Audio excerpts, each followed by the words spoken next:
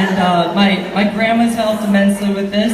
I'm surprised her face isn't on the table right now. There's Grandma Jean over there. She's embarrassed. So good for her. And yeah, it's great. But so platters, right? Half the people here, it seems like, have not been to platters. So I think we all know why I chose platters, right? Because I get 12 extra inches here on the podium, so that's good. But no, you know, platters, it's a great place because not only did they decide to stay in North Tonawanda when they moved, but they kept those old traditional values and then mixed it with this new fresh face, right? So I felt like it was relevant to what I'm trying to do during my campaign. You know, keep some older values with this new fresh look, new ideas, right? And that's what I think they did here. And so, you know, I wanted to discuss one issue that's been going on in North Tonawanda for the past 4 decades, and that's our population decrease. So for the past 40 years, we've been losing people consistently. And so why is that a problem, right? Because what it does to the people who have to pay taxes in North Tonawanda is then they have to pick up the weight of everyone else, right? We want people to be coming in here to pick up some of that tax weight. And you know, how do we change that, right? Why would people want to move to North Tonawanda? Because either they want good roads or they want safety, good education, things to do, right? We always want things to do. And what we need to think about is how do we market North Tonawanda?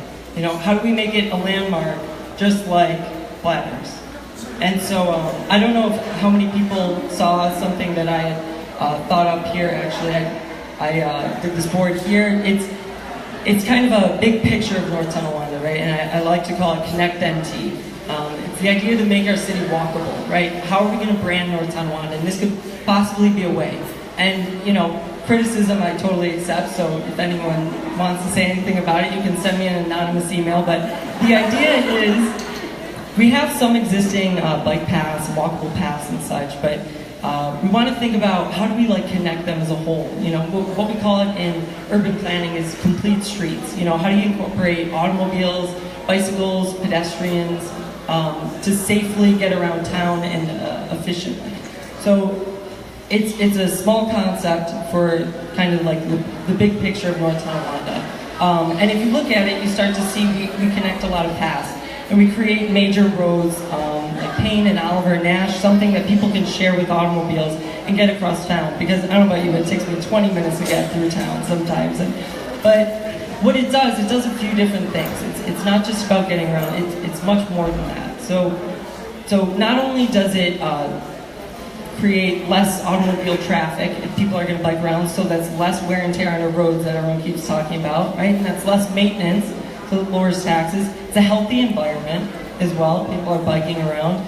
And it starts to connect businesses around NT. It's great if you build something on the waterfront, but if you don't have any way to get there easily, or people don't feel comfortable going there, then it's not going to work. So we need to think about how we can start to connect these businesses.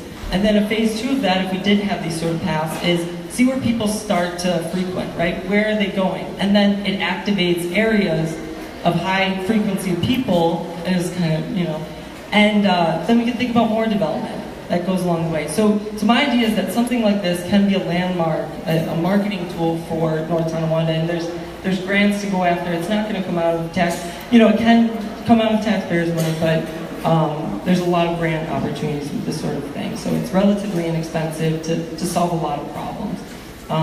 But so this leads into the idea of new ideas, right? Crazy ideas. And I say, like, you know, let's get weird with it. I guess it's like a funky way to say it, but that's great because, you know, we need to embrace this new generation of people coming in, right? There's a resistance from some, but we have to imagine that we need to be molding these leaders, not just myself, others as well, because who's going to represent us 20 years down the road, right? It takes a while to climb that political ladder, and we always want someone who's going to be on our side, who's going to be looking back and saying, you know, NT. So from that, I would ask all of you to promote that idea. That, like Zach, who was elected, and Matt Kennedy as well, it's a new generation that we should be embracing. And you know, I think everyone's on board for this, so that's a good thing at least. But so So the one thing I will ask of everyone is, as we know, the election will be coming up, and there's the primary and general election. There's sign-up sheets in the back if you do want to help with anything, if you want a lawn sign, or you want to help distribute lawn signs, you want to help go out and get petitions. It would be great. Everyone's helped so much already, like almost all of you have, whether it's liking something on Facebook or it's, you know, sweating with me doing a cleanup somewhere, so it's good. But again, thank you everyone for coming. I hope that wasn't too long. If you have questions, want to talk about it, that's what it's about. Open government, approachable government. So it's, right, your voice and it's your choice. So thank you.